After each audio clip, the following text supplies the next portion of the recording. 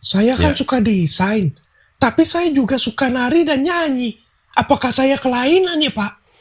lo sebaiknya periksa ke dokter jiwa.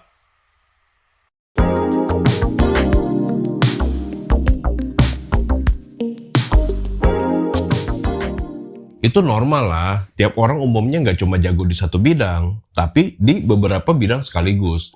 Selain itu, kalau lo ahli di bidang desain, nari dan nyanyi, orang lain pasti punya keahlian yang beda lagi. Tiap orang nggak ada yang sama. Inilah yang namanya teori multiple intelligences. Intelligence bukannya terjemahannya kecerdasan, Pak. Nah gini, balik ke urusan istilah Inggris yang beda dengan terjemahan ke bahasa Indonesia nih.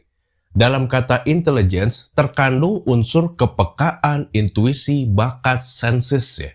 Tapi kalau kita sebut kecerdasan, lebih condong ke urusan logika, intelijensi, IQ. Nggak ngomongin kepekaan, intuisi, bakat, dan senses. Karena itu, gue pakai istilah kepandaian atau keahlian aja. Biar lebih luas. Karena memang istilah intelligence itu artinya luas. By the way, soal terjemahan Inggris ke Indonesia yang suka bikin runyam ini, udah sering gue tayangin di video-video sebelumnya. Jadi kita nggak bisa bilang, si Albert jago, si Ludi mah enggak. Nah, nggak bisa tuh ya.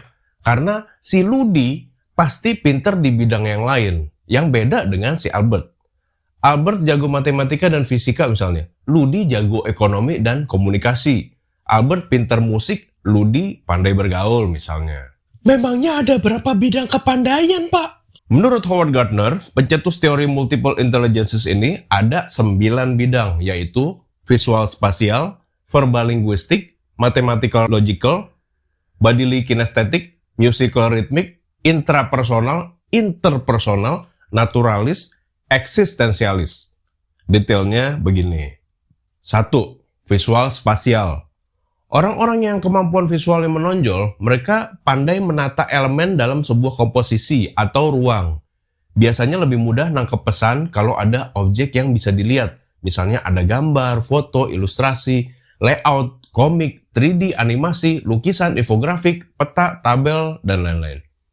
Desainer, baik grafis, interior, produk, arsitek, desainer user interface, 3D, animator, seniman lukis, pematung, komikus, mekanik, tukang servis barang-barang juga biasanya punya kepekaan di bidang visual atau spatial ini. Kedua, verbal linguistic. Kepandaian di bidang bahasa, menulis, membaca, bicara, mendengarkan. Seperti para orator, public speaker, politikus, pengacara, jurnalis, penyiar radio, voice talent, penulis, penerjemah, pujangga, penyair, dan lain-lain. Ketiga, mathematical logical. Bidang inilah yang dijadikan tipikal atau standar kecerdasan di sistem pendidikan kuno ya. Jadi kita tersiksa orang-orang visual.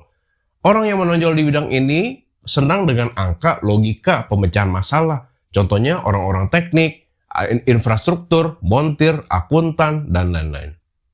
4. Bodily kinesthetic. Orang yang punya kelebihan di bidang ini suka dengan kegiatan fisik ya, senang bergerak, olah tubuh, permainan yang melibatkan fisik, penari, olahragawan, pemain film, orang teater cenderung menonjol di bodily kinesthetic. Di sistem pendidikan kuno, anak-anak ini sering dicap nggak bisa diem. Makanya hati-hati nyebut anak hyperactive ya. Jangan-jangan dia tuh sebetulnya punya kelebihan di bodily kinesthetic loh. Kelima, musical atau ritmik. Kepekaan terhadap musik, suara, lagu, ritme, alat musik. Mereka adalah para musisi, band, komposer, pencipta lagu, arranger, musik director, teknisi dan operator musik, dan lain-lain. Keenam, intrapersonal. Kemampuan melihat ke dalam diri sendiri. Orang yang intrapersonalnya tinggi, umumnya lebih mawas diri, pemikir, lebih peka, dan mendengarkan suara hati. Tidak begitu saja menelan suatu hal mentah-mentah, tapi mencerna dan memikirkannya masak-masak. Ya, nggak mudah terbawa arus dia. Biasanya orang yang kuat di bidang ini jadi perencana, penasehat, konsultan, psikolog, pemikir, teolog. Ketujuh, interpersonal. Orang yang interpersonalnya tinggi biasanya populer, pandai bergaul, ramah pada orang lain, senang kumpul-kumpul dengan banyak orang. Cocok kerja di bagian sales, marketing, jadi konsultan, guru, pembawa acara, komedian, public relation, atau hubungan masyarakat, politikus, dan lain-lain. Tapi, anak yang seperti ini, di sekolah yang sistem pendidikannya kuno, sering dicap berisik, bawel, nggak tertib, kasihan ya. Kedelapan, naturalis, kepekaan terhadap lingkungan alam, flora, fauna, dan ekosistemnya. Orang-orang seperti ini senang jalan ke hutan, laut, gunung untuk berinteraksi dengan alam, mengenal tanaman, hewan, merawat, dan melestarikannya. Mereka bekerja sebagai ahli lingkungan, botani, kehutanan, kelautan, landscape, dokter hewan, dan lain-lain. Kesembilan, eksistensialis, ini yang terakhir nih. Orang-orang yang seperti ini senang memikirkan atau mempertanyakan hakikat kehidupan. Melihat segala sesuatu dari sudut pandang filosofis ya. Kenapa gue ada? Apa tujuan hidup gue? Apa arti semua ini? Mereka juga senang menyebarkan nilai-nilai kebenaran dan cinta. Biasanya, para filsuf, guru-guru spiritualitas, pertapa, biarawan, teolog, pengajar agama, punya kelebihan di bidang ini. Udah, gitu? Pak, Ya. gimana saya bisa tahu saya pakar di bidang apa aja? Banyak tesnya di web ya, gratis. Ini beberapa di antaranya.